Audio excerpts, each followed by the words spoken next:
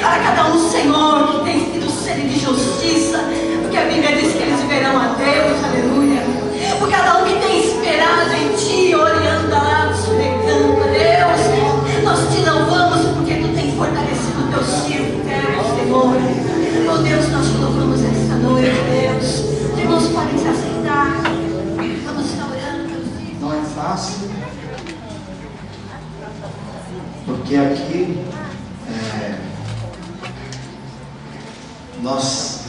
eu costumo dizer que nós temos que aproveitar as oportunidades, né, se preparar, e quando a gente sai assim, é lá fora que às vezes Deus manifesta o poder na sua vida, e lá que Deus prova que Deus está com você, porque lá não tem ninguém para te ajudar, você está longe. Então é você e Deus, não é? Então é uma bênção. Eu desafio que, se você puder ir, né, vale a pena. E cada vez que eu vou lá, eu sempre volto com uma experiência diferente. Para ele foi bom, né? Tem ali um jovem também que logo também no ano que vem vai lá. E agora em setembro vai vir, que as pessoas são preparadas. E lá não dança só porque você gosta de dançar, porque você é bonitinho. Lá o negócio é sério. Deus te levanta. Algumas situações são por revelação mesmo. Então tudo que acontece ali é assim. Então as pessoas levam muito a sério.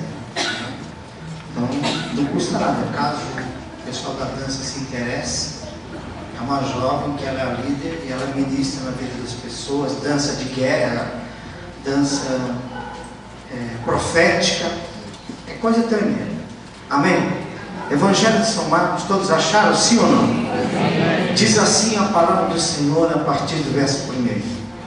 Dias depois entrou Jesus de novo em Cafarnaum, e logo ocorreu que ele estava em casa. Muitos afluíram para ali, tantos que nem mesmo junto à porta eles achavam lugar, e anunciavam-lhes a palavra. E alguns foram ter com ele, conduzindo um paralítico, levado por outros homens. E não podendo aproximar-se dele, por causa da multidão, descobriram, enloeirado no ponto, e correspondente ao que ele estava, e fazendo uma abertura, baixar o leito em que jazia o doente. Vendo-lhes a fé, Jesus disse ao paralítico: Filho, os teus pecados estão perdoados. Mas alguns dos escribas estavam assentados ali, arrazoavam em seu coração: porque fala deste modo? Isto é blasfêmia. Quem pode perdoar pecados senão um que é Deus? Jesus, percebendo logo por seu espírito que eles assim arrazoavam, disse-lhes: Por que arrazoais sobre essas coisas em vosso coração? Qual é mais fácil dizer ao paralítico: então perdoados os teus pecados, ou dizer: levanta-te, toma o teu leito e anda? Ora, para que saibais que o Filho do Homem tem sobre a terra autoridade para perdoar pecados, disse ao paralítico: eu te mando, levanta-te, toma o teu leito e vai para a tua casa. E então ele se levantou, e no mesmo instante, tomando o leito, retirou-se à vista de todos, ao ponto de se admirarem todos e darem glória a Deus, dizendo: jamais vimos coisa assim. Amém? Feche os seus olhos. Senhor, a sua palavra foi lida nessa noite. Eu quero que o Senhor abra o nosso entendimento, abra o nosso ouvido e fala, Senhor, com a tua igreja nessa noite. É o que nós te pedimos em nome de Jesus. Amém. Meus irmãos, eu quero falar nessa noite sobre a importância de termos a nossa casa. Todos aqui moram em suas casas, algumas próprias, outras de aluguel. E ali, independente se é sua ou não, pagando aluguel, ali, na verdade, é a sua casa. E é onde você convive com a sua família. Cada um aqui, quando vai para a sua casa, quando chegamos, nós já estamos familiarizados com tudo. Você sabe aonde você colocou a sua televisão, aonde você colocou o seu sofá, aonde está a geladeira. Então todos nós nos acostumamos, não é? Porque conhecemos a nossa casa em tudo. Mas eu não quero simplesmente falar do motivo de você ter a sua casa e você ter o seu bem material. Não, eu quero falar de uma coisa muito mais importante.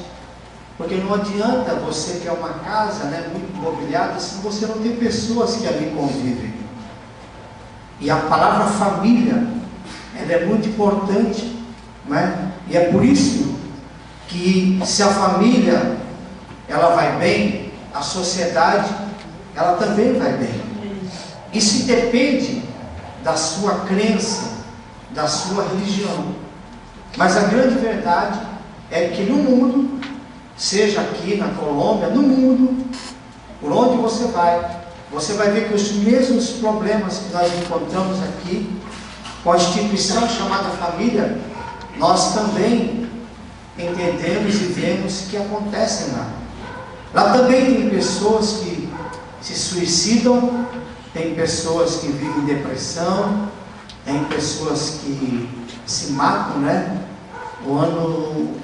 Segunda vez que eu fui à Colômbia pregar no congresso, onde eu estava pregando lá, às 10 horas da manhã em ponto, de frente à igreja do pastor Omar, um prédio de 8 andares, e enquanto eu estava lá pregando, né, que Jesus é bom e o diabo não presta, né, pregando lá, dizendo para Satanás que ele está derrotado, tudo, uma psicóloga, às 10 horas da manhã, se jogou lá de cima, com distância daqui onde estava na porta, e essa mulher se suicidou, por conta que o seu marido abandonou ela, e era uma moça bonita ainda, e se suicidou.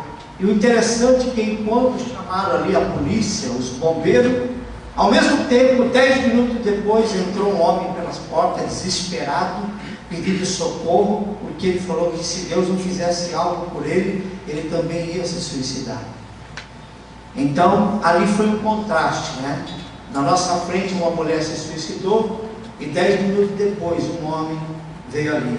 E nós pudemos orar, repreendemos o diabo na vida dele, ele aceitou Jesus, não é? E pudemos dizer para ele que Jesus Cristo é vida. Diz a palavra do Senhor: eu sou a ressurreição e a vida, e aquele que crer em mim, ainda que esteja morto, viverá. Então, eu quero falar da importância de termos a nossa casa, de termos a presença de Deus na nossa casa. Eu fui esses dias, porque eu estou de férias, eu fui cultuar numa igreja, e uma das coisas que eu ouvi de uma pastora, uma coisa muito interessante, não é? Muitos de nós falamos muito assim da presença de Deus, né? Eu sinto a presença de Deus, na minha igreja tem a presença de Deus. É uma bênção? É, mas há um perigo, sabe por quê? Quando nós acostumamos com a presença de Deus, entendeu? Eu vou dar um exemplo. Eu vou usar o exemplo aqui das esposas, né? A esposa sabe que o marido vai chegar do serviço às 6 horas da tarde.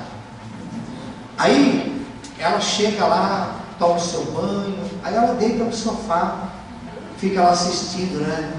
Muitas vezes, talvez, em vez de estar lendo a Bíblia, orando, tudo, ainda fica lá assistindo, vale a pena ver de novo essas porcarias que tem aí à tarde. E aí o que acontece? Ela deita lá. Aí daqui a pouco o esposo chega. E aí ela pega e está lá deitada. O esposo chega e aí ele fala assim: e aí, meu bem? Ela fala assim: tudo bem. Mas ela não tem coragem de sair do lugar para sequer ir ao encontro dele, né? Dar um arroxo, né? Um beijo, né? Por que eu dou um exemplo disso, irmão? Assim também, as pessoas que estão acostumadas com a presença de Deus, sabe o que é? Se acostumaram com aquilo ali. Porque quando a presença de Deus entra na nossa vida, na nossa casa, nós temos que ter a expectativa que as coisas se renovam a cada dia. E quando nós temos que entender que quando nós vamos num culto como esse aqui, você tem que sair na expectativa de que se a presença de Deus se manifestou na campanha da semana passada, ela foi uma bênção, mas aquilo é passado. Mas você tem que vir com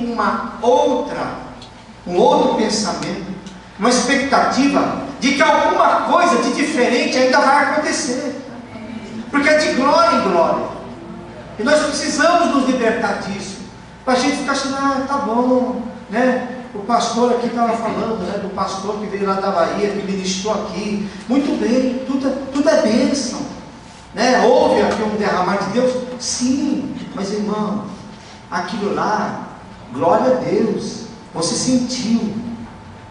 Mas a importância de termos Deus na nossa casa, Deus quer nos libertar disso, porque nós aprendemos com a lição de Marta e Maria, não é? Quando Jesus foi lá na casa dela, sabe o que ela fez, irmão?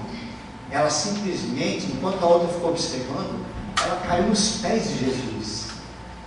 Então Deus quer nos libertar dessa tradição, tá assim, né? O marido chega, é mais ou menos o exemplo da esposa, né? Tá lá. Por quê? Porque ela está acostumada. Sabe que todo dia está lá, ele chega, né? Ela está lá, deitada no sofá, e ele vai lá. Então ela fala, meu marido chegou, sabe o que eu fiz? Eu já coloquei lá a toalha dele, ele vai tomar banho, entendeu? O café dele já está pronto, entendeu? Nós acostumamos com as coisas, irmãos. A igreja do Senhor Jesus Cristo não pode ficar simplesmente acostumada, não. Irmãos, quando eu olho aqui para essa igreja, eu sonho com coisas grandes. Eu sonho em viver o sobrenatural. Eu sonho de que aqui possa ser um rio, um tanque de Betesda. Quando eu olho aquilo que Deus faz por aí, eu fico mirando assim, eu creio que Deus, evidentemente, levanta ministérios assim, específicos. Mas eu fico sonhando, sabe por quê? Porque existe uma pregação, que de vez em quando eu prego, já preguei umas 2 vezes só essa mensagem, que numa igreja não pode faltar pão na casa do pão. Porque se não tem pão na casa do pão, as pessoas vão fora buscar. Então, dentro da casa do Senhor, o pão que eu estou falando é salvação, é libertação, é cura divina, é batismo com o Espírito Santo. Porque quando não falta pão na padaria de Jeová, irmão, a coisa é diferente. Então, eu sou uma pessoa sonhadora, e eu continuo sonhando que nós vamos caminhar de glória em glória, e que haverá cultos aqui que vai ser um melhor que o outro. Sabe por quê? Porque eu não quero ficar preso, irmão, eu quero mais e mais. O Senhor Deus é uma fonte inesgotável, Ele é uma fonte inesgotável, e quanto mais nós mergulhamos, não é, no rio de Deus, Deus faz coisa tremenda. Mas pastor, o que isso tem a ver com aquilo que você acabou de ler? Tem a ver que diz a Bíblia que o Senhor Jesus estava numa casa. Isso é importante porque as pessoas foram atraídas porque Jesus estava na casa. Sabe o que eu estou falando? Que a gente tem que se libertar disso, né? De você se conformar, né? Lá na sua casa, às vezes você pega, eu senti a presença de Deus, mas tá bom, né? Eu estou falando isso porque quando a presença de Deus realmente ela é real e ela se manifesta de glória em glória a cada dia, atrai as pessoas, irmãos. Sabe o que eu estou falando? Vizinhos seus, elas podem ser atraídas quando descobrirem que verdadeiramente o Deus que você propaga, o Deus que você prega, realmente ele se manifesta dentro da sua casa. Quando a presença de Deus se manifesta dentro da sua casa, atrai as pessoas, de tal forma que muitas pessoas olham e falam assim: puxa, você já ouviu essa frase? Eu venho aqui na sua casa, eu sinto tão bem, tem um negócio aqui, tem um negócio diferente. O que você tem de diferente? Você vai falar para ela: o que tem de diferente é que Jesus Cristo de Nazaré é o meu Senhor, Ele está aqui, a unção de Deus está aqui, a glória de Deus está aqui. É por isso que a minha família é abençoada, é por isso que o meu filho é liberto. Então, a primeira coisa que nós aprendemos é que nós, e cada um tem a sua casa, nós temos que cada vez mais pedir mesmo para Deus se manifestar de tal forma dentro da nossa casa, porque uma casa onde tem a presença de Deus, irmãos, muitas coisas são transformadas, situações são diferentes, e é por isso que nós vamos, no decorrer dessa mensagem, falar sobre algumas situações. O que significa ter Jesus em nossa casa? Se eu perguntasse: Jesus está em tua casa? Você diria: claro. Mas se pudéssemos passar um tempo escondido lá, será que veríamos Jesus nela? Quando Jesus está presente, seja em nosso lar, no nosso coração ou em nossa igreja, podemos nos mover com toda liberdade. Uma das coisas que me chamou a atenção, a filha do pastor Omar, que estava dirigindo o louvor, ela é uma dançarina. Mas ela, ao contrário das meninas que dançam lá, ela é uma levita que dirige o louvor. Só que eu perguntei assim: Isabel, por que você não dança? E aí o pai dela falou assim para mim assim, ela não dança porque ela tem um negócio particular com Deus. É assim, quando ela está na casa dela, ela tem as roupas, porque se ela quisesse dançar lá para aparecer, ela poderia: vou dançar, dança de guerra, ela sabe dançar profético. Mas ela, quando está fazendo serviço, de vez em quando o Espírito de Deus fala assim: Isabel, para com tudo. E aí, sozinho, dentro da casa dela, ela vai lá, pega a Bíblia, dobra o joelho, ora o Senhor. Se Deus mandar ela colocar roupa, ela coloca, e aí ela começa a dançar. E o Espírito de Deus envolve ela dentro da casa dela, e ela começa a adorar a Deus, e ela começa a falar em línguas, cantar em cânticos espirituais. É algo diferente, porque é uma maneira dela realmente trazer a presença de Deus para dentro da sua casa. Então isso é um trato que ela fez com Deus, e Deus se agrada dela sim. Então ela fala assim: eu não gosto assim, de ficar dançando assim, mas o Espírito de Deus, Ele me visita, e aí quando eu paro com tudo, tranco lá, e aí eu entro e começo a adorar a Deus. Então isso é importante, porque quando nós temos a presença de Deus, a gente tem liberdade. Então a Isabel, ela tem liberdade na presença do Senhor. Então a presença de Deus já faz parte da vida dela. Vejamos o que acontece numa casa quando Jesus está presente. Em primeiro lugar, ela se torna um ponto de atração. Irmãos, pastor Beto, eu, Paulo, Sabadoche, nós viemos numa época, e acho que a pastora Tânia também lembra, quando nós éramos da primeira igreja batista de Santo André, e às segundas-feiras nós íamos lá na casa da irmã Nazaré, lá na rua das Joandeiras, na casa da Malu, e ali eram jovens, como a pastora Tânia, o Beto, o Sabadoche, e ali nós nos reuníamos às segundas-feiras, tinha um culto ali. E ali foi um lugar onde realmente Deus falava poderosamente, e aonde realmente a presença de Deus se manifestava sobre aquele lugar. Ali não era um salão, era uma casa, e que todas as vezes que nos reunimos às segundas-feiras, Deus verdadeiramente se manifestava. Ali Deus levantou missionários, ali Deus levantou missionárias, ali Deus levantou jovens que hoje têm ministérios prósperos e abençoados. Por quê? Porque a presença de Deus nos atraía. Sem contar que nós íamos em outras reuniões de oração, o pastor Ed sabia, aonde a presença de Deus se manifestava e atraía as pessoas. Aonde Deus se manifesta, irmão, é como se fosse um imã. Por isso, eu penso assim, que independente da igreja, se ela fica na rua de trás, se ela não fica próximo à avenida, porque hoje todo mundo fala, não, a igreja tem que ficar muito na avenida, né, para todo mundo ver. Irmão, tem um monte de igreja que está na avenida, tem um monte de igreja que é bonita, tem um monte de igreja que tem uma estrutura extraordinária, tem lá, você vê o nome dela lá com todas as letras, está na avenida, num lugar estratégico, mas não tem a presença do Senhor. Agora, tem muita igreja que às vezes está na rua de trás, não é? Lá numa viela, para falar a verdade, e ali a presença de Deus se manifesta.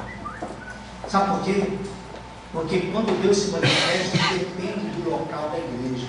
Se ela está no centro, se ela está numa viela, se ela está numa comunidade difícil, se ela está lá no meio do mato. O ano que vem, possivelmente, eu vou a Guatemala participar de um congresso de oração e vou conhecer uma cidade aonde o pimentão pesa 2 quilos, a cenoura pesa 1 quilo. Não sei se já ouviram falar na Guatemala. Está naquele DVD da transformação. Eu vou lá com o pastor Omar, num congresso de oração com os pastores chineses, e aí nós vamos conhecer essa cidade. E quando a presença de Deus invadiu aquela cidade, tudo lá é grande. Entendeu? Pepino, tem as fotos, você pega. Então, é uma cidade abençoadíssima.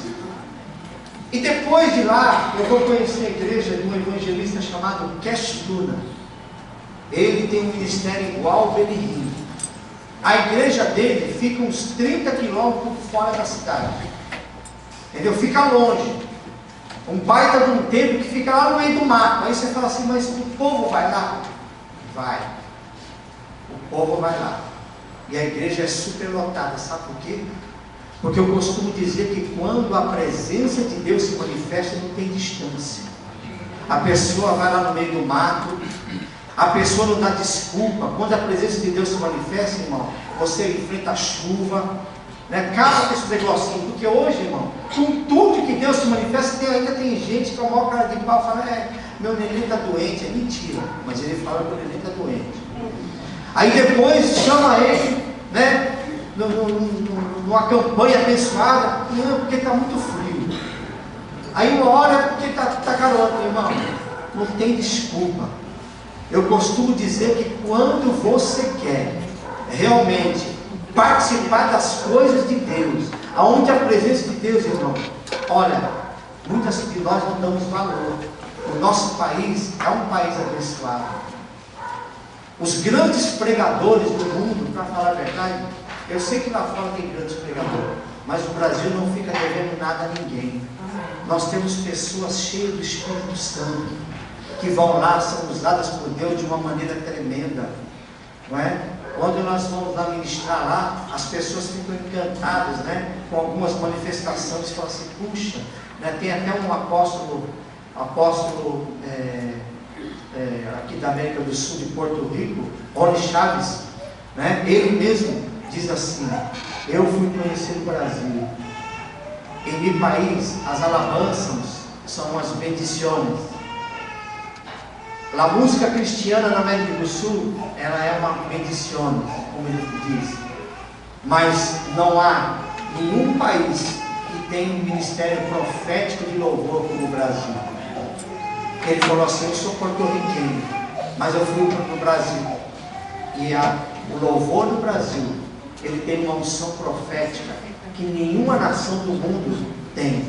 Ele falou, eu sou viajado, já fui em vários países, mas ele falou assim, igual o Brasil, não tem. Então, a presença, tudo isso é a presença Então, quando a glória de Deus se manifesta, a presença de Deus, ela atrai as pessoas.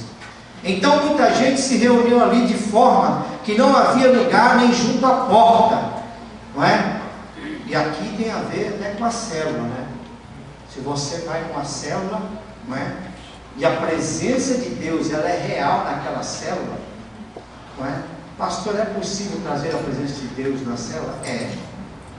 É só a gente entrar mesmo em oração, mesmo, Senhor, traz as vidas para a nossa célula. Só que nós queremos mesmo a tua presença na célula mesmo de verdade, de tal forma que quando as pessoas chegarem ali, a tua presença se manifeste de tal forma que o Espírito de Deus já esteja convencendo as pessoas do pecado, da justiça e do juízo, de tal forma que haja cura divina, que haja libertação. Por quê? Porque atrai as pessoas. É diferente. Eu lembro há uns anos atrás com o pastor Edson, onde estava começando o ministério, né, de fogo, né? Ele estava naquele, antes mesmo, naquele processo dele ser batizado no Espírito Santo, não é? Ele tinha um grupo de jovens lá na primeira, é até engraçado que eu vou falar. Ele falou assim: irmãos, o Emerson Fittipaldi tinha acabado de ser campeão do mundo em 71, 72. Aí ele ficou pensando assim: como que eu faço para lotar a igreja? E aí o Emerson Fittipaldi, acho que o Beto lembra aí que ele falava, né? Olha o que está na cabeça do pastor hoje, ele fazia loucura, né? Porque ele não sabia o que era. E aí ele pegou e ele falou assim: não, nós vamos pegar os carros de Autorama, né? O Autorama lá do Emerson Fittipaldi, e vamos ver se as pessoas vêm. Então, olha onde se viu uma pessoa dessa pensar da forma que ele pensava, não é? Isso aí, nos dias de hoje, são pessoas que usam métodos, né, que não tem nada a ver para tentar o quê? Atrair as pessoas. Depois é que o Espírito de Deus fez uma obra tremenda, ele parou com isso, não é? E aí a igreja se tornou realmente uma igreja de avivamento, né? Tanto é verdade que eu com muito, assim, alegria, eu posso falar que eu, o pastor Beto, a pastora Tânia, pudemos viver ali na primeira de Santo André, um dos grandes moveres de Deus, né? A maioria dos jovens daquela época se tornaram grandes líderes, não é? Aquilo ali não foi um movimento, foi um verdadeiro avivamento. Tanto é verdade que muitos pastores hoje dirigem igrejas grandes, né? O pastor Almir, o pastor Sudugado, enfim, né? Aqui, né? A nossa igreja. Então, tudo resultado da presença de Deus que invadiu aquele ambiente, que encheu os jovens naquela época, né? Nós não somos como era da casa de Pedro. Certamente não sabemos como era a casa de Pedro. Uma casa assim exerce forte atração sobre as pessoas, né? Às vezes alguém diz assim: você não precisa ter dinheiro, basta ter amigos ricos. As pessoas afluíram para aquela casa não por causa da aparência dela ou facilidades nela contidas. Eles se amontoavam ali por outra razão. A casa não possuía acomodações confortáveis e suficientes para todos, mas algo os atraía àquele lugar: a presença de Deus. Irmãos, nós temos cada vez mais de chamar a presença de Deus, principalmente dentro da nossa casa. Quando a presença de Deus se manifesta dentro da nossa casa, muita coisa começa a mudar. Relacionamento, marido, esposa, filho, isso é importantíssimo. Também poderíamos falar um pouco sobre as nossas igrejas. Será que elas têm esta característica de atrair pessoas? Será que as pessoas vêm à nossa igreja por causa do conforto, da beleza, da erudição, do intelectualismo, das mensagens pregadas? Será que a luz está presente em nossa igreja? Se está, por que então as pessoas tropeçam e caem tão facilmente? Por que há tantos acidentes e tantos esbarrões dentro das nossas comunidades? Irmão, aonde tem a presença de Deus, e aqui já estou falando da igreja que está aqui reunida, irmão, onde tem Deus puro, né? Eu vou usar o termo que alguns pentecostais, onde tem Deus puro mesmo, né? Sem mistura, né? De verdade, não tem fofoca, não tem tempo para as pessoas ficar falando mal da vida dos outros, as pessoas são do bem, as pessoas podem até discordar do que o pastor Beto tem como visão, mas o importante é a unidade. Aonde tem a presença de Deus, as pessoas não têm tempo para isso. Aonde tem a presença de Deus, Deus faz com que as pessoas possam trazer problemas saudáveis para o pastor. Pastor, que problema você pode trazer? É como se você chegasse aqui e falasse para o Beto: olha, pastor, eu estou lá na minha casa com 40, 50 pessoas lá, o que eu faço? Eu multiplico a célula, o que eu vou fazer? Eu monto uma congregação? É esse tipo de problema que você tem que trazer para ele. Não é simplesmente, fulano conversa comigo, irmão, eu vou dizer uma coisa para você. O que dá mais problema hoje é os crentes antigos, sabe? Não é os crentes novos. Por isso que muitas vezes, eu vou ser sincero, eu prefiro ter uma igreja de menino.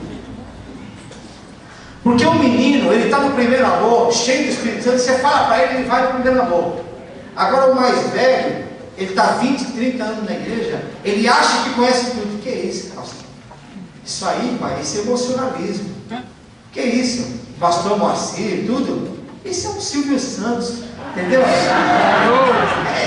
Esse é um animador de auditório. Tudo isso é emocionalismo, eu já conheço. Lá atrás, em 1920, lá na Assembleia de Deus era assim, irmão. Eu era assim, eu já fui assim, irmão. Você era passado, você foi.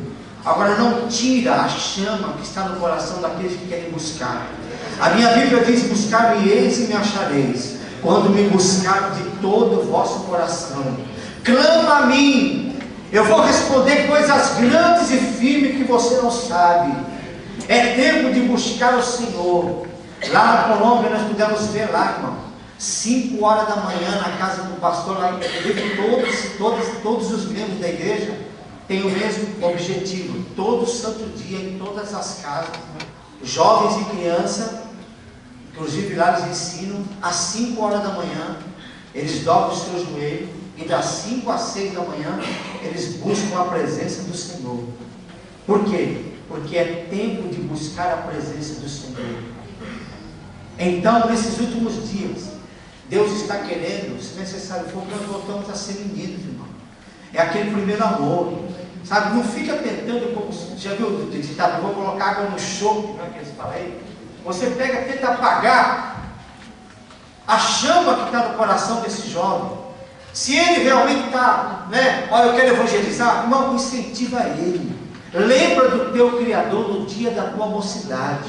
É por isso, irmão, que eu sempre falei para o pastor, para o Paulo, que teve lá, nós temos que aproveitar as oportunidades que Deus tem colocado na nossa frente. As oportunidades, muitas vezes, elas são únicas.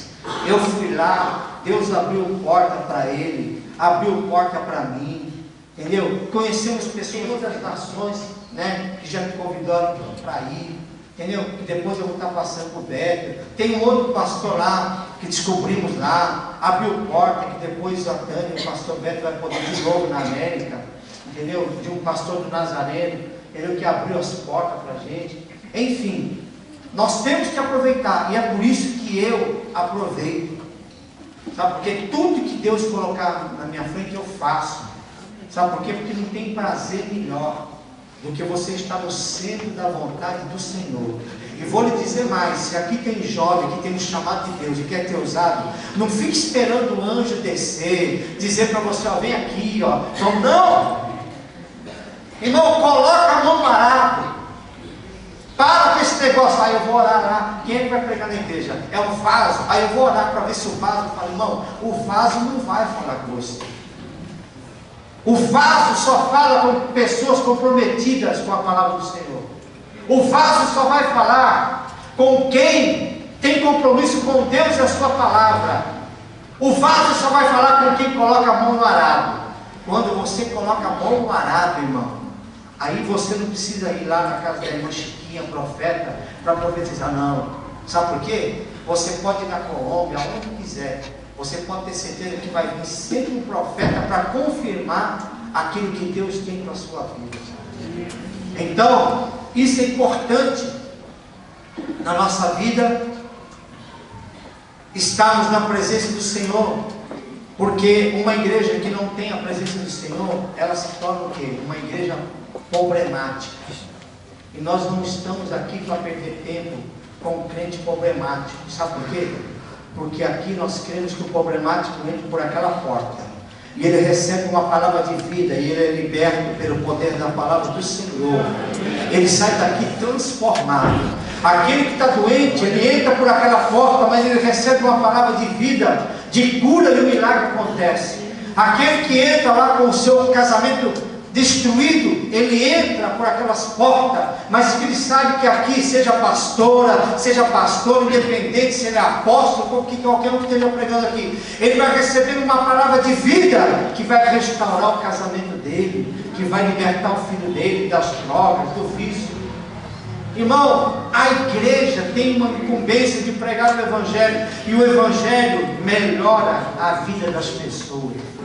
Coloca isso na sua cabeça. O Evangelho melhora a vida das pessoas.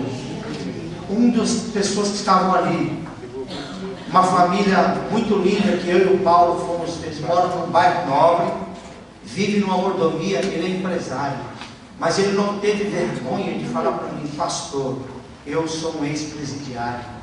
Pastor, eu fiquei 2 anos na cadeia. Paguei o que eu devia. Mas quando eu saí de lá, eu entreguei minha vida para Jesus e eu disse: eu não quero mais viver essa vida. Pastor, hoje eu tenho a minha empresa. São motoqueiros que trabalham para mim. Hoje, olha o que Deus me deu. Eu e o Paulo estivemos lá. Ele mora num bairro nobre, num lugar caríssimo, entendeu? Tem uma família linda, tem os seus filhos lindos. Por quê? Porque o Evangelho melhora a vida das pessoas. Eu quero dizer para você que ainda há esperança para você. Se você um dia foi um presidiário como esse irmão, né? Deus não está interessado em saber do seu currículo e do seu passado. Deus é especialista em pegar lixo e transformar em você no luxo. Eu gostei do que eu ouvi lá. Pastor Omar Chalaca usou essa frase: irmão, Deus ele falou assim: irmão, Deus é especialista em pegar lixo e fazer nós no luxo. Então, se você nos outros era lixo para a sociedade, vem para cá, porque Deus vai fazer de você um luxo, e o nome de Jesus será exaltado e glorificado para a glória daquele que reina para todo sempre. Amém. Pense agora em sua casa. Será que ela é atrativa? Às vezes o ambiente é tão pesado, tão artificial, que a igreja de muitos não se sentem bem nela. Aonde deve ter paz, tem muitas pessoas que vão lá, sem contar, né, que tem uma ilustração da irmã, o esposo dela, esposa de pastor, ela ligou para a secretária e falou assim: eu gostaria de marcar uma agenda, né? Falar com o pastor. Ela falou: mas irmã, você quer marcar uma agenda para falar com o seu marido? O seu marido é o pastor? Não, pois é. Porque como ele não tem tempo para conversar comigo na minha casa, por conta da obra dele, porque, né, tem muitas pessoas lá, eu quero ganhar o mundo. Meu negócio é ganhar alma, só que ele está perdendo a família dele, né? É assim. Todo mundo quer fazer a obra de Deus. Aí ele pega a praça, vamos ganhar o mundo. Só que ele está ganhando o mundo e perdendo os dedos para a droga. É como se fosse um pau. Nós vimos lá na Colômbia, lá é triste. A gente vê jovens fumando marihuana na nossa frente, traficando, não é? E alguns até filhos de cristãos, que estão abraçando o mundo, mas estão perdendo, né? E aí ela falou assim: mas por quê? Porque como meu pastor, meu marido, ele quer abraçar o mundo, eu não tenho tempo para conversar comigo, então eu quero que você marque no gabinete que é a única maneira dele me atender. Né? Então, olha a situação. A esposa do pastor tendo que marcar um horário no gabinete para falar com ele. Isso mostra como está a casa. Porque se a presença de Deus estivesse na casa dele, ele jamais agiria da forma que ele agiu nesse caso. Jesus pregava a palavra e aqueles que superlotavam a casa de Pedro. Hoje podemos pregar a palavra não necessariamente discursando, mas vivendo uma vida de verdade dentro do nosso lar. Que adianta afirmar que Jesus está presente em nossa casa se não há comunhão entre o casal? É tempo de restauração, irmão. Não temos mais tempo para ficar brincando com as coisas de Deus. A igreja, ela oferece condições para que casais possam ter os seus lares restaurados. Você procura a pastora Tânia, o pastor Beto, o pastor Moisés. Às vezes eles pegam a letra ao livro. Ó, vai ter um encontro de casal lá não sei onde. Aí vai falando tudo. Aí vai indo de uma forma, né? E aí a única coisa que vai ficar faltando é só pegar um litro de coca, de 2, 3 litros de azeite, só se botar na cabeça e orar para expulsar. Porque com todo conhecimento bíblico, a gente tem que aprender que na vida às vezes tem que perder para ganhar. Se você não ceder, você não vive. E na hora de uma relação, todo mundo quer levar vantagem. Não, nessa hora, você não tem que levar vantagem de nada. Tem que haver o quê? Uma consciência. Às vezes você tem que perder para ganhar. Um cede um pouco, outro cede. Sabe por quê? Porque Deus não tem prazer em vidas que acabam se separando. Sabe por quê? Porque a família ela é uma bênção, é uma instituição sagrada. E o projeto de Deus é que se você casou, você vai viver até o fim da sua vida, para que você seja exemplo, para que os seus filhos lá na frente possam olhar e falar assim: puxa, meus pais me deram exemplo. Eu conheço alguns que nem evangélicos são, que trabalham comigo na prefeitura, já chegaram para mim: olha, eu não sou evangélico, mas eu guardo princípios que meu pai me ensinou. Aí eu digo: mas qual princípio que é? Ele falou assim: por exemplo, eu tenho costume, meu pai me ensinou que aos domingos todo mundo tinha que estar à mesa, né? E hoje é diferente, né? Você senta no domingo para comer, né? Em vez do filho estar ali, ele já faz o prato dele, ele já vai lá para o videogame e tudo. A outra filha já vai para o coisa: isso meu filho, só fica o pai e a mãe. E esse meu amigo, ele falou: não. Ele falou assim: eu abracei isso, eu exijo que todos nós sentamos na mesa, que eu aprendi com meu pai, para que a gente possa comer. Depois do almoço, conversar, trocar ideia. Então isso é importantíssimo acontecer na nossa vida. Quantas vezes você já se feriu e machucou outras pessoas? As estatísticas revelam que o número de acidentes é maior dentro da casa do que fora. Muitas vezes a falta de diálogo, né, acaba ferindo as pessoas dentro da sua casa. Você sabe que o lugar mais difícil para viver a vida cristã, e o ministério não é na igreja. Na igreja todos nós somos santos, pacientes e amáveis, não é? Você já viu aquela história da menininha, né? Lá no Rio de Janeiro, um dia ela chegou, não é? E falou assim para o pastor: papai, eu vou cantar um louvor, né? E aí ele pegou e falou assim: puxa, eu estou feliz, né? Minha filha de 9 anos vai cantar, né? E aí ele pegou, falou assim: nossa, mas você ensaiou a música? Isso aí, papai, né? E ele achando que a menininha ia cantar o hino da água. E aí ela chegou lá na frente, Se de dia a gente briga, à noite a gente se ama. O pai dela era pastor da igreja, mas quando chegava em casa baixava o batambu na esposa. Aí sem contar que um dia ela pegou e falou assim: mamãe, vamos mudar para a igreja? Ela falou assim: por quê? Porque lá ele é tão bonzinho, né? Entendeu? Vamos construir porque... Então, isso mostra a importância, não é, de termos cuidado com a nossa casa, né? Responsabilidade para com a família, né? Em segundo lugar, quando Jesus está presente numa casa, ele atrai todos que sofrem. Não podendo levá-lo até Jesus por causa da multidão, removeram-se parte da cobertura do lugar onde Jesus estava e baixaram a maca em que estava, deixando o paralítico.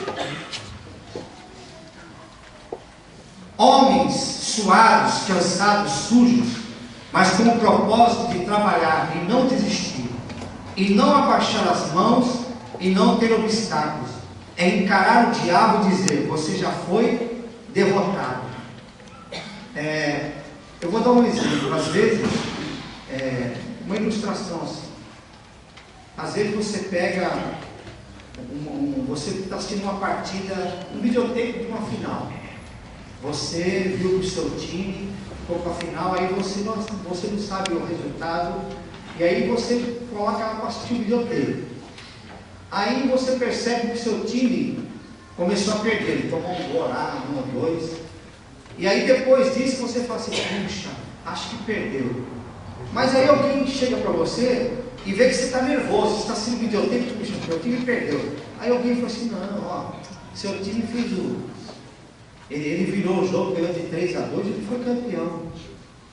O que isso quer dizer? Irmãos, muitas vezes nós temos problemas na nossa vida e você começa a batalha perdendo. Você começa a travar uma batalha e num determinado momento você pensa que você vai perder a batalha, mas você não vai perder. Sabe por quê? Porque o crente, quando ele entra numa batalha, ele entra para vencer. Você pode até começar perdendo, mas o final vai ser sempre um final feliz, não é? Diz que o fim das coisas são melhores do que o princípio. O choro pode durar uma noite inteira, mas a alegria vai virar pelo amanhecer. Se você está enfrentando dificuldade e luta, está difícil, mas eu vim aqui para dizer para você nessa noite que a vitória é certa. Pelo poder do sangue do Cordeiro, você vai cantar um hino da vitória, e o nome de Jesus será exaltado e glorificado. A casa onde Jesus está presente é um lugar de libertação e perdão. Vendo a fé que eles tinham, Jesus disse ao paralítico: filho, os seus pecados são perdoados. Dentro de uma casa onde as pessoas não se entendem, tem que haver perdão. Esta palavra é muito importante e muitas vezes repetitiva. E às vezes você pode falar assim: puxa, que tanto fala assim de perdão. Irmão, o negócio é tão sério que se você não libera perdão, tem pessoas que vão ter problemas de doença psicossomática, doenças da alma. São pessoas que chegam até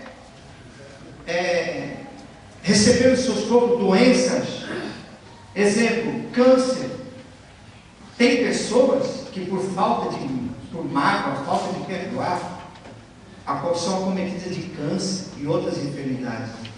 É por isso que muitas pessoas estão nos hospitais pedindo para morrer e não morrem enquanto não chamam determinadas pessoas para ter uma conversa e liberar perdão. Então nós não temos mais tempo para ficar perdendo tempo com isso. Sabe por quê, irmão? Raciocina comigo. Vocês são inteligentes porque nós temos a mente de Cristo. Você tem a presença do Senhor na sua vida. Jesus, que é Jesus, o Filho de Deus, Ele tinha todos os motivos para mandar todos nós para os quintos dos infernos. Essa é a grande verdade. Irmão, ele tinha todos os motivos para dizer: quer saber um negócio? Vai todo mundo pro tacho. Essa é que é a grande verdade, irmão. Agora, o Filho de Deus, que foi perseguido, se ele foi perseguido, por que você não pode ser perseguido? Se ele falaram mal dele, por que você não pode aceitar que as pessoas falam mal de você? Irmão, não fica ninguém para semente. Eu estou pouco me lixando. Entendeu? É como se tinha aquela música, não tinha uma música do dia que falava assim: estou nem aí. Eu estou nem aí. Sabe por quê? Enquanto você não faz nada para Deus, não acontece nada. Mas quando você coloca a mão no arado, as pessoas começam a falar de você. Começam a falar que se a igreja está crescendo muito, eu não sei não, hein? Eu acho que a igreja do Beto agora já entrou na linha da prosperidade, teologia da prosperidade, mas não sabe que aqui está evangelizando do céu, que o objetivo é conquistar, não é pescar em aquário. Entendeu? O objetivo aqui de uma igreja celular não é pescar em aquário, é conquistar as pessoas, entendeu? É chegar no dia do batismo lá, vamos batizar 150, não, são 150 pessoas conquistadas, entendeu? Porque se as pessoas quiserem vir de outro ministério, que venham. Mas nós não queremos pescar no aquário, nós queremos conquistar. Agora, quanto mais você cresce, isso é na vida pessoal, irmão, o sucesso incomoda. E o sucesso expõe incompetência e fracasso das pessoas. Agora, eu estou pouco me lixando, entendeu? Eu gostei agora, o pastor Beto falou assim: Momô, a semana que vem as máquinas vão entrar ali para nós começar a arrancar as terras ali, porque nós vamos construir. E eu fiquei feliz, sabe por quê? É porque o espírito da ousadia está sobre a vida dele. Chegou a hora da gente ser ousado. Pode os outros falar da Lulu, da Igreja Batista Lutera, não estou te lixando. Nós vamos olhar só no retrovisor. Se o pessoal não quiser nada, vai ficar para trás, porque nós estamos indo, irmão. Então, por isso nós não temos tempo. Então, se você tiver que perdoar, perdoa. Porque se você não perdoar, e você daqui a pouco morrer de parada cardíaca, entendeu? Você tem certeza aonde você vai? Então nós não temos tempo para você ficar perdendo isso não. É tempo de você simplesmente fazer a paz com o seu irmão, com o seu filho, com o seu marido. Perdão, porque o homem, filho de Deus, o Deus encarnado através de Jesus, ele disse: Pai, perdoa porque não sabe o que faz. Ele perdoa a mim e a você. Olha para dentro de você o que você já aprontou. É só você olhar. O que você merecia? Aí você fala assim: eu não. Eu morro, mas não perdoo. Pois é, você vai morrer se perdoar e vai para os círculos de inferno.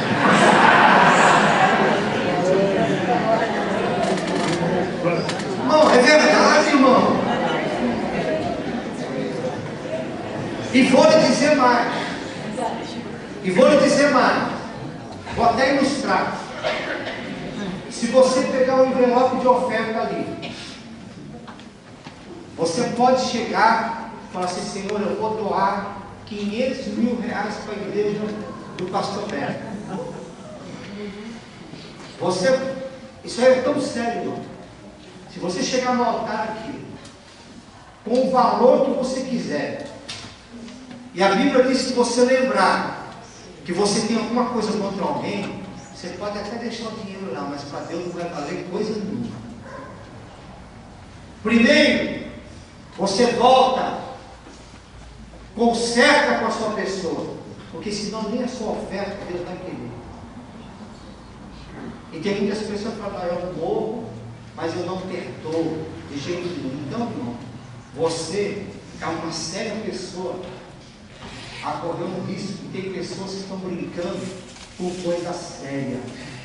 Com coisa séria. Não é brincadeira. Finalmente, na casa em que Jesus está, todos permanecem em pé. Quando a presença de Deus é em nossa casa, o objetivo é que todos nós estamos em pé. O cair é do homem, mas o levantar é de Deus. Eu lhe digo: levanta-te, Pega a tua maca e vá para a sua casa. O problema é que muitos não conseguem ficar de pé. As lutas, as dores são muito intensas. Desesperanças tão grandes que a pessoa permanece no chão. O medo do amanhã tem mantido muitas pessoas acamadas e mobilizadas. É hora da gente mudar a nossa postura. Nós temos que estar de pé. Porque lá fora tem muitas pessoas que dependem de todos nós que estamos aqui. Você não pode achar que simplesmente você é um membro da Igreja Batista dos Povos, que vem aqui, seu nome está rolado lá, você oferta, dizima, não. A visão ministerial aqui não é mais ser uma igreja de 400, 500 pessoas, membros. Membro de banco é taxinha e prego. Essa é que é a grande verdade. O objetivo desse ministério aqui é ter 500 mil pessoas que são, na verdade, ministros. O objetivo é que você esteja bem. Como é que você vai orar para alguém lá para expulsar o capiroto, se você vive com os mesmos problemas? Você é um crente enceradeiro, não sai de lugar. Sempre aquela retórica: eu não perdoo, eu não faço isso, eu faço aquilo. Você vai continuar sendo um crente enceradeiro, não sai do lugar. Enquanto tem muitas pessoas que já estão vivendo. Ah, quando vai vir o avivamento, irmão? Tem muitas pessoas que já estão vivendo o avivamento faz tempo. Ah, quando vai vir, pastor? Eu vou sentir um arrepio. Irmão, você não precisa sentir arrepio. Avivamento é paixão. Avivamento é você pegar e falar: eu vou. É você colocar as mãos, orar para as pessoas a ser curado, irmão. Isso já é um avivamento, né? O Paulo foi lá, ele experimentou o que é o mover de Deus. Desperta as pessoas. Por quê? Porque aquele que está vendo o avivamento, ele não tem tempo para perder tempo com o crente antigo, não, irmão. Ah, mas eu conheço a Bíblia. Pô, se você conhece a Bíblia, então por que a sua vida não muda? Ah, mas está escrito na Bíblia, eu conheço. Ah, pastor, mas eu já então, toma uma atitude. Porque o Evangelho é coisa séria. Eu quero concluir nessa noite essa mensagem. Eu quero que vocês se coloquem de pé.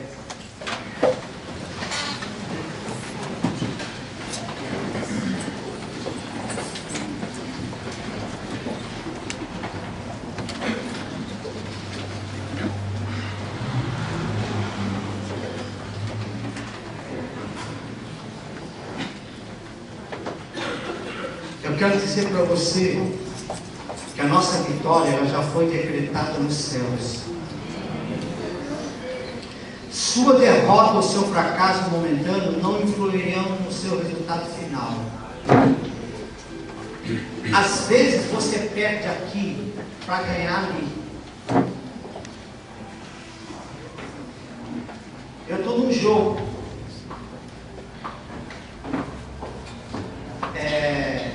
Fui lá junto com, aliás, desde quando nós chegamos lá, ele fez uma relação de 10 situações que ocorreram desde quando nós chegamos lá.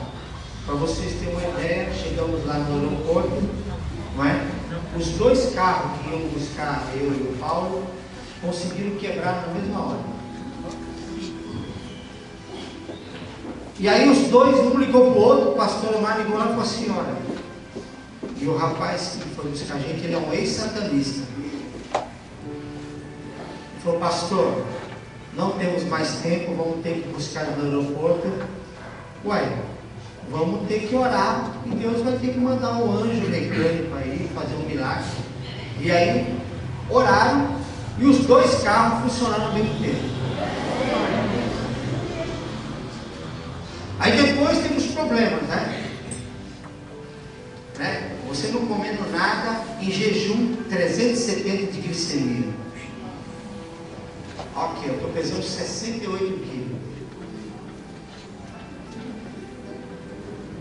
Perdi 6 quilos. É bom emagrecer, mas graças a Deus no fim do congresso né? Deus deu vitória, né? De 370 baixou para 100. Hoje eu falei com o Beto, né? Graças a Deus estabilizou 105, 100. Mudei meus hábitos alimentares e outras coisas que foram acontecendo. Porque nós estamos numa batalha, irmão. Você pode até ter levado um golpe do seu inimigo, mas eu tenho um recado de Deus: a história não acabou, a luta ainda não acabou. Daqui a pouco você vai dar o burro final, e o gigante vai cair por terra em nome de Jesus. Sabe por quê? Você é a igreja do Senhor Jesus. Você não é qualquer pessoa. Irmão, se você soubesse quem você é à luz da Bíblia, se você soubesse o potencial que cada um de você tem, você não ficava aí, ai, tadinho de mim, tadinho do diabo que está derrotado. Você é a igreja do Senhor Jesus. Eu queria que o diabo se manifestasse aqui, porque eu queria chamar o crente mais fraco, aquele que mais pecou no dia de hoje. Eu ia chamar, sabe por quê? Para expulsar ele, para provar que quando você é fraco, você é forte. Glória a Deus. E que para desmoralizar o diabo, ele não precisa do crente mais poderoso, não. Ele vai pegar o mais fraquinho, e o mais fraquinho vai dizer: olha, eu pequei hoje, mas o sangue de Jesus nos purifica de todo o pecado, e você vai sair em nome de Jesus, e ele vai sair. Então você tem que entender que nós estamos numa guerra, numa batalha, que só vai acabar. E não adianta você falar para o pastor Adano, para o pastor Beto, para o pastor Moisés, para a missionária Nádia: ah, olha, eu não quero ter problema. Olha, se você não quiser, nós vamos orar para você. Por que você quer morrer? Ué, porque se você não quiser ter mais problema, é melhor a gente orar: Senhor, recolha pela serva, pelo servo. Porque eu não tenho pressa. Eu quero viver enquanto Deus me der vida. Eu já falei para Deus: se eu viver 70, 80 anos, eu não vou parar. Eu só vou parar o dia que Deus parar o meu coração. Porque enquanto Deus me der vida, eu vou lutar. Sabe por quê? Porque vale a pena. Eu não tenho pressa, entendeu? Para deixar essa terra, não. Porque eu creio que Deus tem grandes coisas. O interessante é que às vezes, quando a situação está difícil, né? Às vezes você fica abatido por conta das dificuldades, de doença, tudo. E aí você fala assim: puxa, essas coisas vão impedir, né? E aí, mas Deus sempre usa alguém para falar para você, né? Ó, vou levar você, e você fala: puxa, mas eu pensava que eu ia ficar só nisso aqui. Não. Porque Deus conhece a atitude do nosso coração. Essa igreja aqui, ela tem que ser uma igreja de guerreiros. Você tem que olhar para o seu problema que está na sua casa e dizer: para o problema, eu vou te enfrentar no nome daquele que vive e reina para todo sempre. Desemprego, eu estou desempregado por enquanto, porque fechou essa porta, mas uma outra grande Deus vai abrir. Meu filho está no vício, ele está provisoriamente no vício, porque eu não gerei o meu filho para ser um instrumento do diabo. Eu gerei o meu filho 9 meses do meu ventre para ser um canal da graça de Deus aqui na terra. Eu não gerei minha filha para ser problema. Ela vai estudar, vai ser uma moça cheia do Espírito Santo, vai se casar bem, vai ser motivo de orgulho para minha família. Ah, o meu marido não se converte, vai se converter, nem que ele tenha que passar pelo vale da sombra da morte. Sabe, esse dia um vizinho meu, ele estava lá na Colômbia, ele foi no espiritismo durante muitos anos. Quando a esposa dele ia na igreja, ele falava assim: você vai lá, ficava debochando, vai se encontrar com o pastor, mas tudo que ele passou foi permissão de Deus, sabe?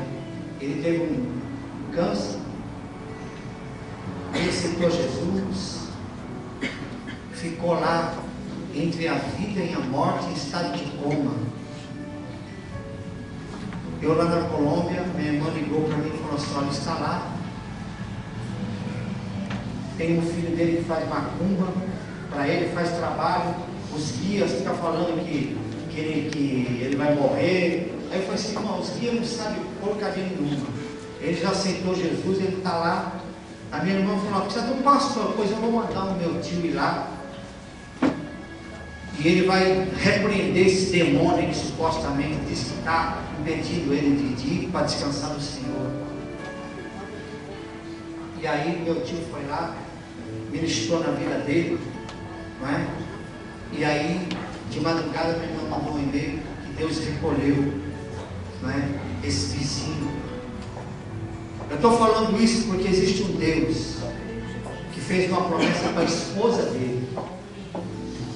No velório dele, o filho dele queria botar vela, porque ele é da Umbanda, mas o outro filho dele, que é da Deus e Amor, falou assim: não, senhor, eu paguei o sepultamento do meu pai, o meu pai entregou a vida para Jesus, o nome dele está escrito no livro da vida, ninguém vai colocar aqui, é o Joãozinho, meu irmão, que pregou no velório, porque o Zando está com o Senhor.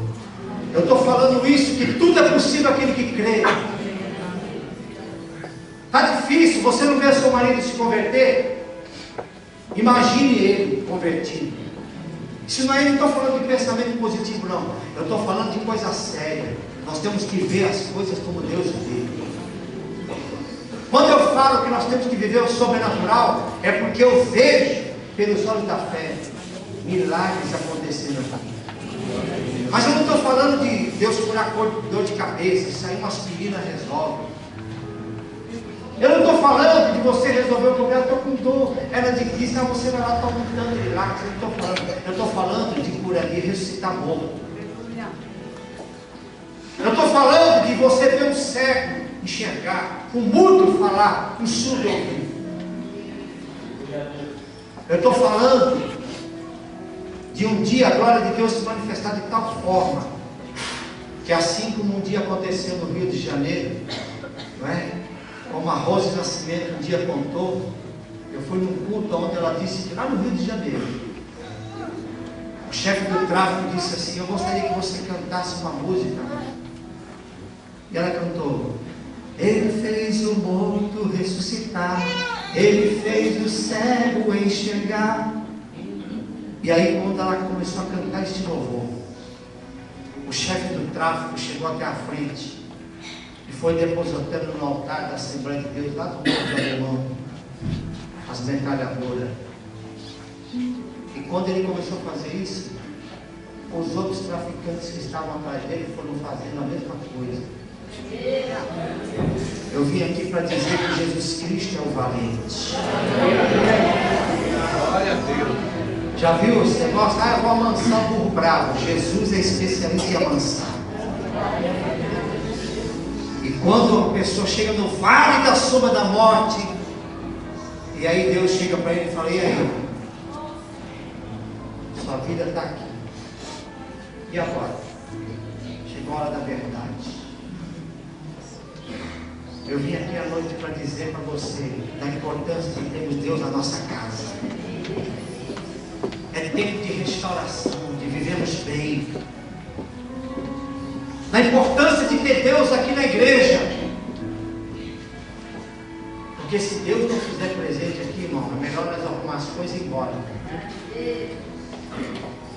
Porque nós cantamos por Ele, nós louvamos para Ele, a unção vem dEle, o crescimento vem dEle, os projetos que Deus coloca no coração do Beto, não é coisa, vem dEle, é Deus que está com pressa. As máquinas da semana que vem já vai lá arrancar a terra, sabe por quê? Porque Deus tem pressa para nós sairmos daqui, porque Deus tem coisas grandes, irmão. Ah, mas Deus não está preocupado com igreja grande. Tem sim. Deus se preocupa com quantidade e com qualidade. Nós não queremos simplesmente ter uma igreja de quantidade, nós queremos qualidade. Nós queremos pessoas para resolver o problema. Pessoas que entram numa casa e falam: olha, eu vim aqui para dizer que aquele que é conselheiro de Deus forte, Pai de eternidade, príncipe da paz, vai se manifestar aqui. Eu vim aqui para dizer: ó morte, você vai estar dentro dessa casa, porque o meu Deus diz: eu sou a ressurreição e a vida, e aquele que crê em mim, ainda que esteja morto, viverá. Poder da ressurreição. Eu quero que você feche os seus olhos.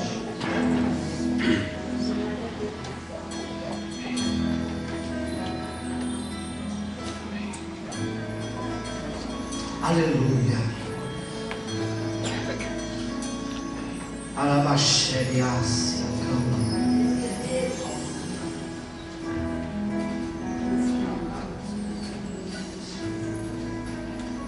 Enquanto nós vamos cantar este louvor, eu quero, aí no seu lugar mesmo, eu quero, você não precisa vir à frente, mas eu quero que enquanto a gente canta esse louvor, eu quero que você que entendeu hoje a mensagem que foi pregada, porque aonde Jesus está, e ali ele foi pregar numa casa, atrai as pessoas, a perdão, a libertação, a cura. Você que entendeu e está querendo transformar a sua casa num lugar onde a presença de Deus seja real, mas Deus não quer que você simplesmente se acostume. Deus quer que você cada dia viva uma experiência nova com Deus, porque Deus vai sempre se apresentar com você de maneira diferente. Se você entendeu, eu quero que durante o louvor aqui você levante a sua mão, porque assim que você levantar a sua mão, eu vou orar por você. Aleluia. Porque é tempo da gente tomar uma atitude.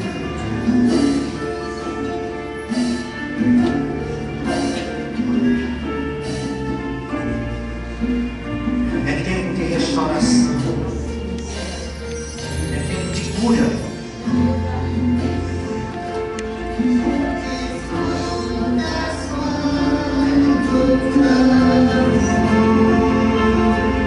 Se você entendeu, eu quero que você levante sua mão.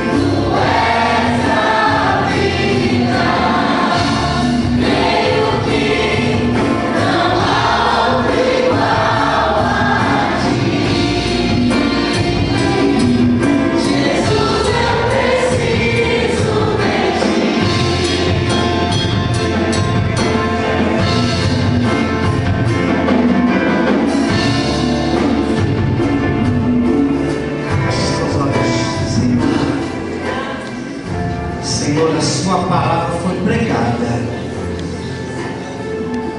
Senhor, a igreja começa em casa.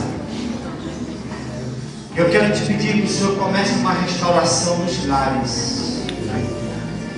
Senhor, a tua presença nos lares vai fazer a diferença. A presença do Senhor nos lares vai atrair os vizinhos, vai atrair os amigos, vai atrair os parentes. Pai, a igreja começa em casa. Deus, eu estou aprendendo isso, Senhor, porque eu mesmo como pastor sei que eu preciso mudar dentro da minha casa, porque eu sei, Senhor, da importância de Deus dentro de casa.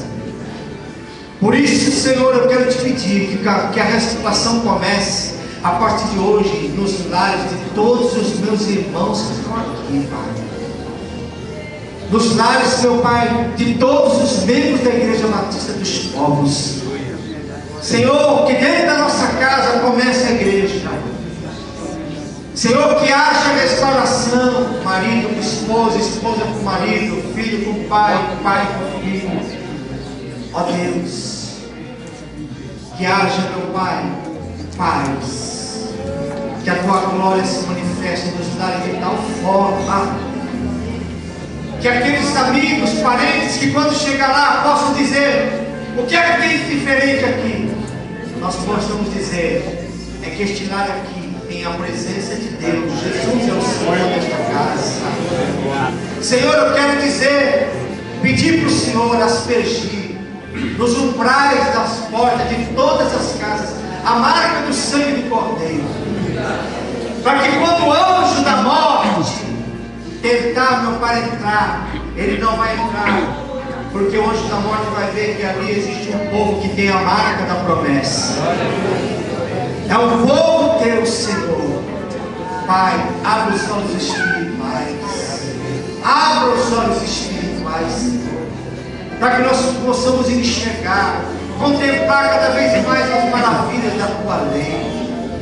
Deus, eu quero te pedir, Senhor, da mesma forma, ó Deus, que nós possamos levar o culto para a nossa casa. Senhor, amanhã é segunda, depois terça, quarta, quinta, sexta. Pai, nós temos que levar o culto para casa, porque o culto vai sempre continuar. Hoje nós estamos aqui celebrando, mas todos nós podemos fazer o nosso culto individual diariamente, estarmos na tua presença. Senhor, eu quero te pedir que o Senhor use todos que estão aqui, que todos nós possamos ser boca de Deus, para anunciar para as pessoas que a única esperança para o mundo é o Senhor Jesus, que a única esperança, meu Pai, não é a política. Senhor, no ano que vem nós teremos eleição, a política já está começando, mas a solução para o Brasil não é a política. A solução para a Colômbia não é a política. A solução para os Estados Unidos não é a política. A solução para a China, Senhor, não é a política. A solução está no Senhor Jesus Cristo de Nazaré. Pai, eu quero te pedir a tua bênção. Cura aquele que entrou doente aqui, que a unção de cura, Senhor, toque nele, que ele receba a libertação e o milagre a partir de agora. Eu repreendo toda a enfermidade, toda a doença com a qual a medicina desenganou. Eu repreendo toda a diabetes, eu repreendo todos os problemas de pressão alta, todo tipo de doença nos ossos, depressão, em nome de Jesus. Pai, a tua igreja tem que ser uma igreja cheia do teu poder, tem que ser uma igreja sadia, porque se ela não for sadia, como é que nós vamos ganhar o mundo para Cristo? Porque a tua palavra diz que nós temos que acreditar e crer em Marcos 16:15. Ide por todo mundo, pregai o evangelho a toda criatura. Quem crer e for batizado será salvo, quem não crer será condenado. E os sinais seguirão os que creem em seu nome, Pai. Nós faremos as obras maiores, nós poremos as mãos sobre os enfermos, eles seriam curados, nós expulsaríamos os demônios, e se nós falaríamos também outras línguas. Senhor, esta palavra não é para quem tem dom, esta palavra é para aquele que crê. E a Igreja Batista dos Povos crê nesta palavra. E é por isso, Senhor, que eu quero pedir que o sobrenatural de Deus venha sobre esse ministério, que o ministério do sobrenatural venha sobre a vida do pastor Beto, sobre a vida da pastora Tânia, sobre a vida do pastor Moisés, sobre a vida da missionária Naida, sobre a vida do pastor Eduardo, sobre a vida do pastor Alaô, sobre a vida do pastor Moacir, Senhor, de todos os pastores que fazem parte do nosso ministério. Pai, que a unção apostólica venha, meu Pai, sobre este ministério, porque nós queremos viver como os apóstolos, meu Pai, viviam. Nós queremos experimentar o sobrenatural. Eu ministro, Senhor, esta bênção sobre a vida da tua igreja. Senhor, o Senhor vai vir buscar esta igreja, mas não uma igreja cabisbaixa, não uma igreja triste, mas o Senhor vai vir buscar uma igreja cheia do teu Espírito Santo. Pai, eu te louvo nessa noite pela palavra que foi pregada, por tudo que o Senhor pode falar conosco nessa noite. Eu te peço e te agradeço, Pai, tudo isso no poderoso nome de Jesus. Amém, Senhor.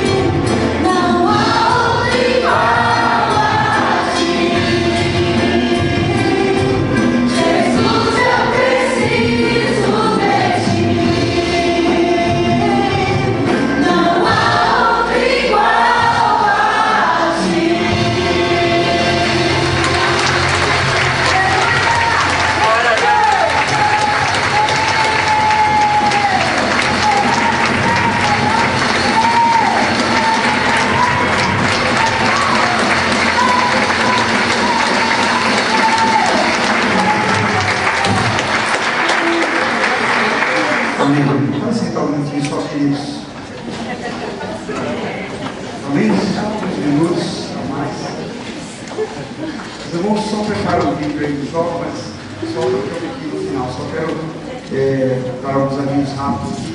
Irmãos, amanhã nós teremos a classe dos irmãos que estão se preparando para o batismo. Né? Então, todos os irmãos que estão nessa classe preciosa, né, de preparação do batismo, amanhã é o pastor André, amanhã à noite. O retorno da escola bíblica é no dia 12, né? A outra semana a escola bíblica total volta, e também no dia 13, né, nosso primeiro encontro das mulheres no segundo semestre, também? Então, dia 12 da outra semana, retorna a escola bíblica. Ele aposentou lá, depois.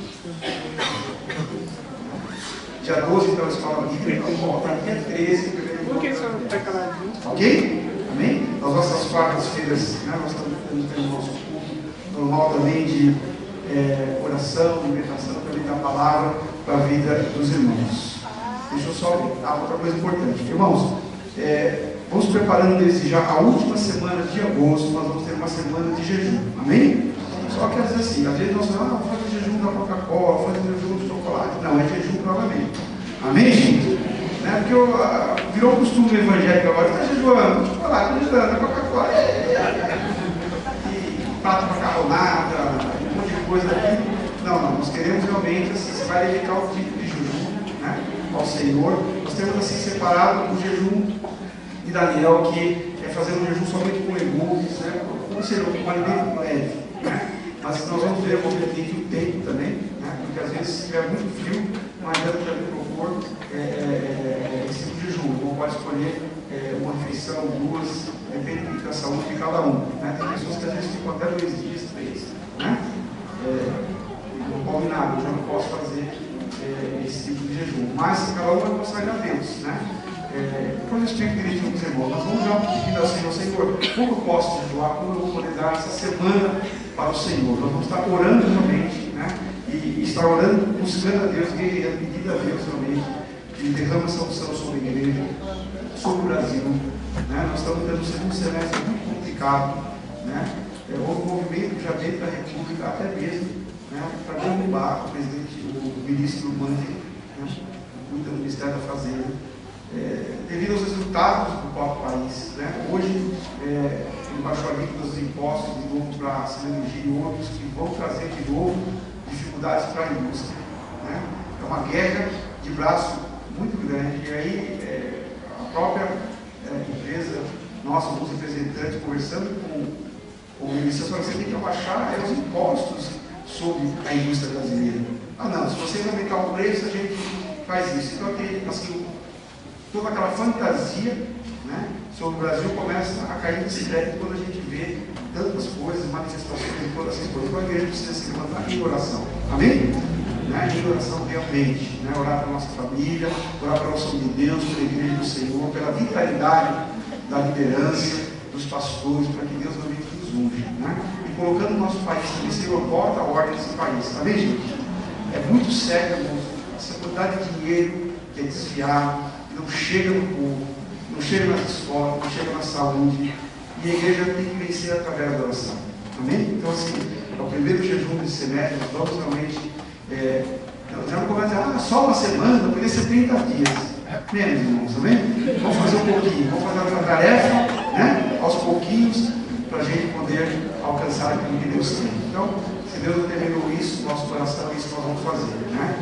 A última semana do mês de agosto, né? Vai de segunda a domingo. Então, uma semana, depois eu passo a data direitinho, peço para colocar as informações para os irmãos, mas já vamos dar Deus, Senhor, o que eu posso deixar, né? Essa semana realmente consagrar o jejum ao Senhor. Amém, irmãos? Né? Para que Deus realmente possa manifestar sua glória, sua graça, a gente receber do Senhor orientação. Gostaria também que os irmãos que não pegaram ali o seu carnezinho, né, para ajudar a igreja na campanha aqui da Terra Panática, então bom, mas faça de coração, amém? Pegue realmente, né? Eu procuro evitar falar muito sobre isso, né? Porque eu quero que os irmãos não entendam. Irmão, se existe uma obra acontecendo, precisa de dinheiro para pagar, amém, gente? Né? E às vezes mexer com terra é um negócio muito, né? Você pensa que é uma coisa e é outra, e a gente tem o temor humano, né? está mexendo em casas ali, e eu quero que realmente nós tenhamos condições de fazer algo que não tem problema nenhum. Eu queria que nós orássemos também. Toda vez que eu vou passar ali por ali, já leva um colinho ali, derrama. Amém, irmãos? Irmãos, se os irmãos pensarem assim, não existe condição financeira da igreja, não existe como, eu não posso pensar humanamente.